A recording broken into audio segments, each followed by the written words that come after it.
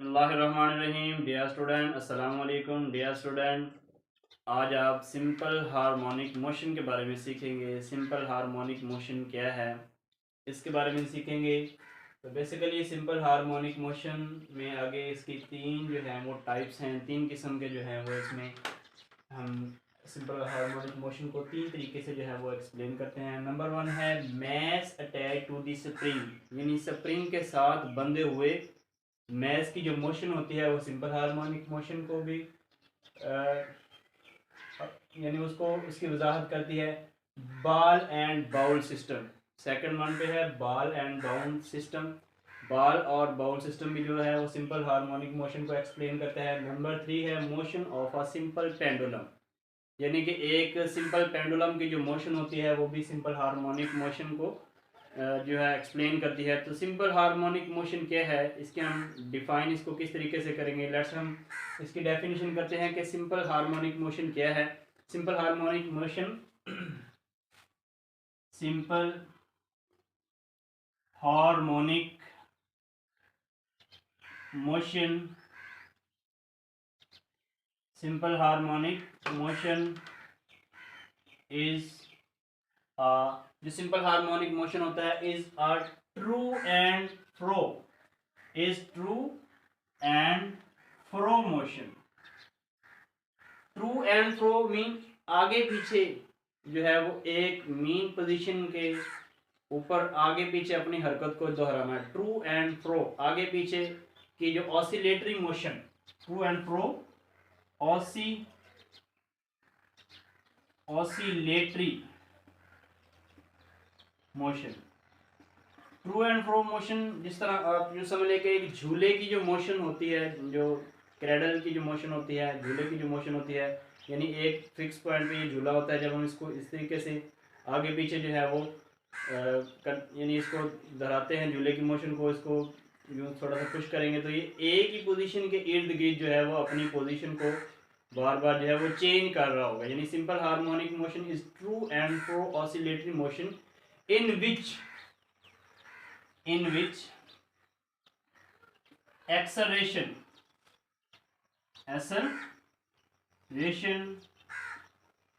जिसमें एक्सेलरेशन जो होता है हमारा ऑफ अ बॉडी, किसका एक्सेलरेशन ऑफ अ बॉडी का जो एक्सेलरेशन होता है, बॉडी किस तरीके से जो है वो एक्सेलरेट कर रही है। इन विच एक्सेलरेशन ऑफ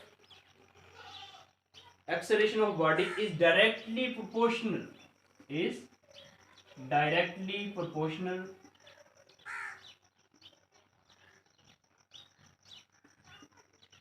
यानी ये डायरेक्टली प्रोपोर्शनल होगा, बराह रास्त डायरेक्टली प्रोपोर्शनल होगा to the displacement of the body, to the displacement of the body, and it's always directed toward the mean position, and is always, और ये हमेशा जो है and is always directed towards the mean position। इसमें हम यूं कह सकते हैं कि जो सिंपल हार्मोनिक मोशन की जो वजाहत कुछ इस तरह से है कि सिंपल हार्मोनिक मोशन में जो हमारी नेट फोर्स जो होती है, मिसाल के तौर पर ये एक रेडर है, ये इसके साथ यहाँ पे लगा हुआ है, झूला बना हुआ है। तो जब हम इसको इस पॉइंट पे लेके जाएंगे तो इसमें कुछ ना कुछ रिस्टोरिंग फोर्स स्टोर हो जाएगी। ये झूला जब इस पॉइंट पे आएगा तो यहाँ इंतहाई पोजीशन के ऊपर इस पर जो नेट फोर्स होगी F इज इक्वल टू जो है वो 0 होगी। तो जब इसको हम यहाँ पे छोड़ेंगे, जब हम इस झूले को इस पॉइंट से आगे की तरफ लेकर गए हैं तो इसमें एक रिस्टोरिंग फोर्स स्टोर हो गई है। वो रिस्टोरिंग फोर्स जो है वो हमारे पास उसमें स्टोर हुई है। जब हम इसको डिस्प्लेस किया पॉइंट, लेट्स सपोज ये पॉइंट ए है, ए तक हमने इसको डिस्प्लेसमेंट ए पर लेकर गए हैं तो इसमें एक रिस्टोरिंग फोर्स स्टोर हो जाएगी। अब वो रिस्टोरिंग फोर्स जो है इस तरीके से हम इसकी वजाहत करेंगे कि simple harmonic motion is a true and fro oscillatory motion. ये जो सिंपल हार्मोनिक मोशन होती है वो ये true and fro oscillatory motion होती है इन विच, जिसमें एक्सेलरेशन ऑफ बॉडी, यानी बॉडी का जो एक्सेलरेशन होता है, जो मैंने आपको पहले क्रेडल की मिसाल दी है, ये झूला है यहाँ पे बंधा हुआ था, हम इसको पॉइंट लेट्स सपोज ए पर लेकर गए हैं, तो acceleration of body is directly proportional to the displacement, यानी जिस तरह हम एक्सेलरेशन इसको ज्यादा रिप्लेस करेंगे तो उतनी ही उसमें जो है वो रिस्टोरिंग फोर्स जो है वो ज्यादा स्टोर होगी। Acceleration of body is directly proportional to the displacement of the body and is always directed toward the mean position. और ये जो इसकी मीन पोजीशन है, जिसे हम उर्दू में वस्ती पोजीशन, दरमियानी पोजीशन कहते हैं, तो इसके जो है वो डायरेक्टली प्रोपोर्शनल होगा टुवर्ड द मीन पोजीशन। यानी कि जो हमारा सिंपल हार्मोनिक मोशन है, ये एक, इसकी मिसाल आप झूले की जो मोशन होती है, क्रेडल की जो मोशन होती है झूले की, उसकी मोशन जो है वो सिंपल हार्मोनिक मोशन की एक मिसाल है। सादा पेंडुलम की जो मोशन होती है वो भी सिंपल हार्मोनिक मोशन की एक मिसाल है। तो इस तरीके से हम सिंपल हार्मोनिक मोशन को कुछ इस तरीके से डिफाइन करते हैं कि सिंपल हार्मोनिक मोशन में जो नेट फोर्स होती है वो वस्ती पोजीशन से डिस्प्लेसमेंट के डायरेक्टली प्रोपोर्शनल होती है। जो नेट फोर्स हम लगा रहे हैं वो डिस्प्लेसमेंट के डायरेक्टली प्रोपोर्शनल होगी, यानी जितनी हम फोर्स लगाएंगे उतना डिस्प्लेसमेंट कवर होगा, उतना ही डिस्टेंस कवर होगा। और इसकी मिकदार और इसकी जो पोजीशन होती है और इसकी जो सिमत होती है, ये किस सिमत में जाता है, और ये हमेशा वस्ती पोजीशन की तरफ ही होती है। यानी ये जो मेन पोजीशन है इसके इर्द गिर्द जो है वो अपनी मोशन को ट्रू एंड फ्रो, आगे पीछे अपनी हरकत को बार बार दोहराएगा। तो ये होता है सिंपल हार्मोनिक मोशन। अगेन मैं आपको इसकी थोड़ी सी मजीद वजाहत इस तरीके से करता हूँ कि simple harmonic motion is true and fro oscillatory motion. ये बार बार अपनी हरकत को एक ही पॉइंट के इर्द गिर्द, ये मतलब जो पॉइंट है, इस पॉइंट के इर्द गिर्द अपनी हरकत को बार बार दोहराएगा। तो ये होगा सिंपल हार्मोनिक मोशन, यानी जो एक पॉइंट के इर्द गिर्द अपनी हरकत को ट्रू एंड फ्रो बार बार आगे पीछे अपनी हरकत को दोहराता है। तो वो जो बॉडी होगी वो सिंपल हार्मोनिक मोशन को एक्सप्लेन कर रही होगी। इसमें आसान एग्जांपल जो इसकी है वो झूले की एग्जांपल मैंने दी है, कि जो झूले की एग्जांपल है वो सिंपल हार्मोनिक मोशन की जो है वो बेहतरीन जो है वजाहत है। इसके बाद आज हम इसका जो एक पार्ट है mass attach to the spring, इसके बारे में हम सीखेंगे कि जो स्प्रिंग की जो मोशन होती है वो भी सिंपल हार्मोनिक मोशन को जो है वो एक्सप्लेन करती है। तो वो किस तरीके से एक्सप्लेन करती है। लेट्स सपोज हमारे पास ये एक स्पोर्ट है, इसके साथ हम स्प्रिंग को अटैच कर देते हैं फ्रिक्शन लेस सरफेस के ऊपर, यानी वो सरफेस इस तरह से होगी कि उसमें फ्रिक्शन जो है वो बिल्कुल नहीं होगी या ना होने के बराबर होगी थोड़ी बहुत होगी। तो ये हमारा एक स्प्रिंग है, इसके साथ हमने एक मास जो है वो अटैच कर दिया है। लेट्स सपोज ये मास m है। हमारे पास एक स्प्रिंग सिस्टम जो है, हम इसको जो है एक्सप्लेन कर रहे हैं mass attach to the spring, यानी स्प्रिंग सिस्टम जो है वो स्प्रिंग सिस्टम, इसकी हम एक्सप्लेनेशन आज के लेक्चर में हम सिर्फ mass attach to the spring, यानी स्प्रिंग की जो मूवमेंट है वो सिंपल हार्मोनिक मोशन को जो है वो एक्सप्लेन कर रही है कि नहीं कर रही, इसके बारे में सीखेंगे। हमने क्या किया, एक स्प्रिंग लिया और उसके साथ एक मास अटैच कर दिया जिसको हमने m मास अटैच कर दिया। अब हम क्या करते हैं, ये हमारा, इसको a कह लें, इसको हम b कहेंगे। इसी तरीके से अब हम इसी स्प्रिंग को, यहाँ पे मास है, इसके ऊपर हम एक फोर्स लगाते हैं F। जब हम इसके ऊपर एक फोर्स लगाएंगे F तो ये कुछ ना कुछ डिस्प्लेसमेंट कवर करेगा। यूं इसकी मिसाल दे दें कि अगर बॉल है हमारे पास, तो बॉल के ऊपर अब जब हम फोर्स लगाएंगे, उसको थोड़ा सा हाथ हैंड से फोर्स लगाएंगे तो वो आगे की तरफ जो है वो डिस्प्लेसमेंट कवर करेगी। इसी तरीके से जो हमारे पास मास अटैच किया गया है स्प्रिंग के साथ, जब हम इसके ऊपर एक फोर्स लगा रहे हैं तो ये कुछ ना कुछ डिस्प्लेसमेंट, इसको हम खींच के थोड़ा सा आगे स्ट्रेच कर रहे हैं, फैला रहे हैं, तो ये कुछ ना कुछ जो है इसका डिस्प्लेसमेंट कवर होगा। तो इसमें जो स्प्रिंग की जो यूँ समझ लें कि सादा अल्फाज में कि जो स्प्रिंग के छल्ले हैं वो थोड़े थोड़े खुले हो जाएंगे फोर्स लगाने की वजह से। लें जी, ये हमारा मैथ था एम। अब पहले जो स्प्रिंग था वो था, इसे हम बता दें, ये ओ पॉइंट पे था, इसको हम मीन पोजीशन भी बोलते हैं, मीन पोजीशन, यानी कि ये वस्ती पोजीशन के ऊपर था, सेंटर पोजीशन के ऊपर था, मीन पोजीशन के ऊपर था। अब इस पे यहाँ मीन पोजीशन के ऊपर इसके ऊपर जो फोर्स है वो सिफर है, यानी हम इसके ऊपर कोई फोर्स नहीं लग रही। स्प्रिंग को स्प्रिंग के साथ सिर्फ हमने मैश को अटैच कर दिया है और कोई इसके ऊपर फोर्स अप्लाई नहीं की। अब हमने क्या किया कि इसके ऊपर हमने एक फोर्स लगाई एफ। फोर्स एफ लगाने से इसमें कुछ डिस्प्लेसमेंट कवर कर लिया, इसको हम इस पॉइंट पे आ गया, और इसने जो डिस्प्लेसमेंट कवर किया है उसको हम एक्स से जो है वो डिनोट कर रहे हैं, एक्स से इसकी लेट्स सपोज हम इसको एक्स से जाहिर कर रहे हैं कि जो इसने डिस्प्लेसमेंट कवर किया है ओ पोजीशन से ये पॉइंट ए पर आया है, तो इसने डिस्प्लेसमेंट एफ कवर किया है। तो जैसे ही हम फोर्स लगाते हैं फोर्स डायरेक्टली प्रोपोर्शनल होगी एक्स की।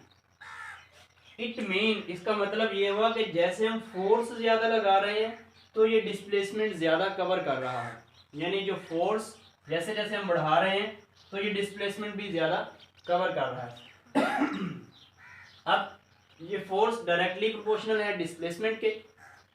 अब इस पॉइंट के ऊपर जब हम स्प्रिंग को खींच रहे हैं, स्ट्रेच कर रहे हैं आगे की तरफ इसको, तो इस स्प्रिंग के अंदर एक रिस्टोरिंग फोर्स जो है वो स्टोर हो जाती है। जब हम स्प्रिंग को इस साइड पे लेकर आए तो इस स्प्रिंग के अंदर जो है वो एक रिस्टोरिंग फोर्स,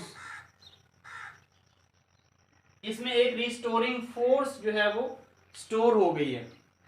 अब ये रिस्टोरिंग फोर्स जब हम इसको पॉइंट ए पे ले जाकर छोड़ेंगे तो ये रिस्टोरिंग फोर्स स्टोर होने की वजह से ये पॉइंट ओ से आगे की तरफ पॉइंट बी की, यानी इस पॉइंट पे आगे आएगा, यहाँ हम इसको हम सी पॉइंट कहते हैं। तो ये जो स्प्रिंग है ये कंप्रेस हो जाएगा, यानी इसके जो छल्ले हैं ये ज्यादा करीब करीब हो जाएंगे। यूं समझ लें कि ये जो मैस है ये इस पोजीशन पे आ गया है एम, यानी इसमें इसके छल्ले जो हैं वो ज्यादा करीब करीब हो गए हैं, ये प्रेस हो गया है स्प्रिंग। जैसे हमने फोर्स लगाई, ये हमारा मेन पोजीशन थी, इस पे हमने फोर्स लगाई, फोर्स लगा के हमने इसको डिस्प्लेस किया यहाँ ए पॉइंट के ऊपर। ए पॉइंट से जब हमने इसको डिस्प्लेस किया तो इसमें इसने कुछ डिस्टेंस कवर किया, वो डिस्टेंस जो था उसको हमने एक्स से डिनोट कर दिया, ऐसे जाहिर कर दिया। अब जैसे हमने इसको पॉइंट ए से छोड़ते हैं, अब ये ओ पोजीशन के ऊपर रुकेगा नहीं, ओ पोजीशन से आगे जो है वो बैक की तरफ जो है वो आएगा और यहाँ पे ये पॉइंट बी की तरफ आ जाएगा। जब हम इसको पॉइंट ए से छोड़ते हैं तो इसकी फोर्स जो इसमें रिस्टोरिंग फोर्स स्टोर हुई थी ये इसने कंज्यूम की, इस तरफ को आया, इसकी जो फोर्स थी इसमें जो फोर्स थी वो डिक्रीज हुई। लेट्स सपोज इसकी यहाँ पे जो फोर्स हमने अप्लाई की थी वो 15 न्यूटन थी जो डिक्रीज हुई। अब मेन पोजीशन से जब आगे की तरफ जाएगा तो ये इंक्रीज हो जाएगी, क्योंकि अब इसमें फिर से जो है वो कंप्रेशन होने की वजह से रिस्टोरिंग फोर्स स्टोर होगी। इस तरीके से डिक्रीज और इंक्रीज फोर्स होती रहेगी।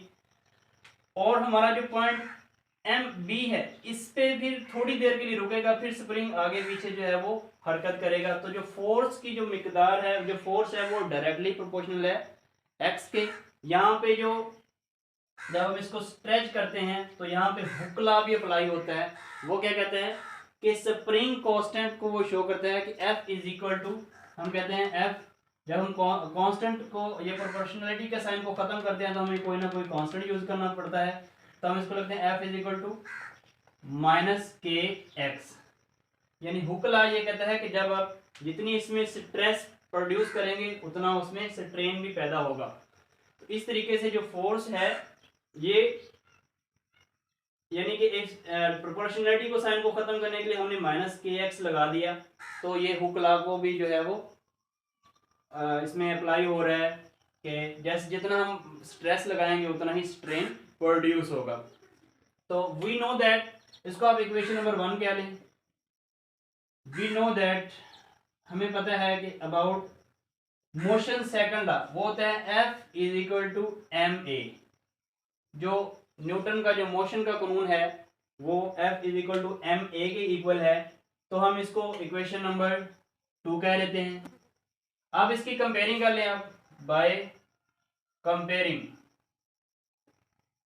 1 एंड 2, 1 और 2 का मुआवजा करने से, कंपेयरिंग करने से हमारे पास आ जाएगा minus k x is equal to m ए।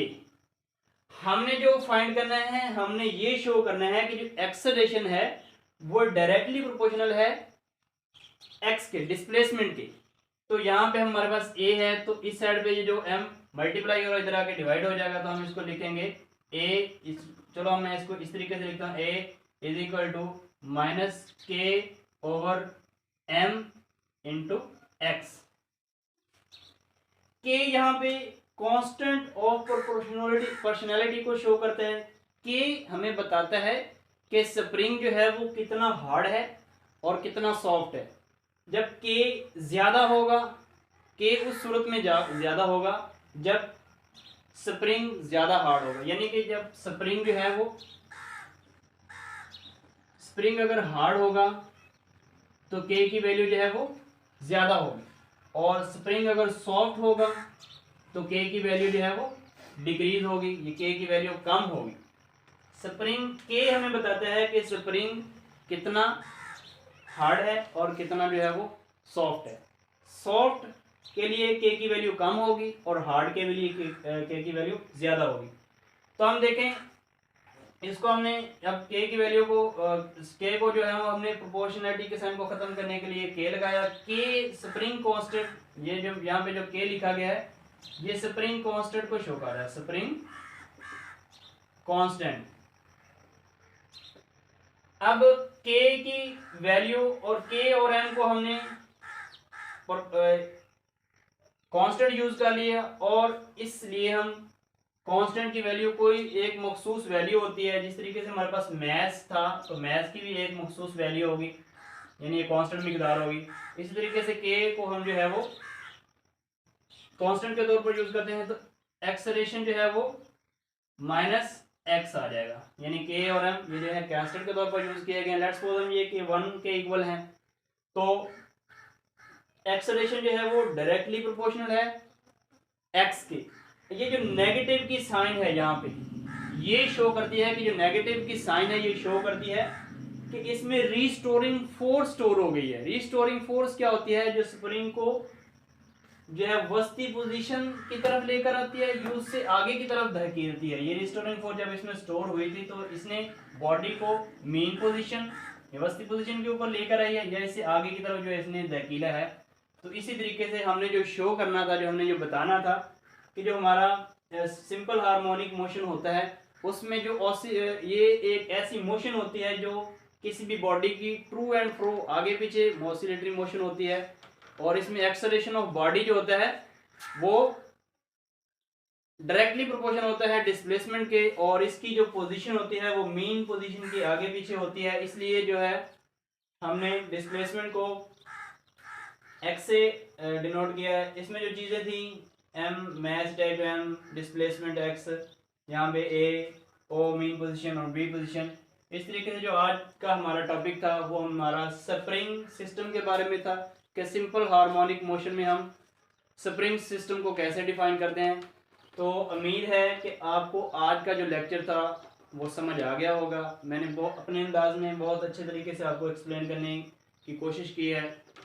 तो उम्मीद है आपको spring mass attach to the spring जो कि सिंपल हार्मोनिक मोशन को एक्सप्लेन कर रहा है इसकी समझ आ गई होगी। तो मेरे आखिर में आपसे सबसे एक छोटी सी रिक्वेस्ट है कि अगर आप हमारे इस चैनल पर नए हैं तो प्लीज़ हमारे इस चैनल को सब्सक्राइब कर दें, बेल आइकॉन को प्रेस कर दें ताकि हर नए आने वाले मालूमाती और इन्फॉर्मेटिव वीडियो आप तक मिल पहुंच सके। जज़ाकल्लाह।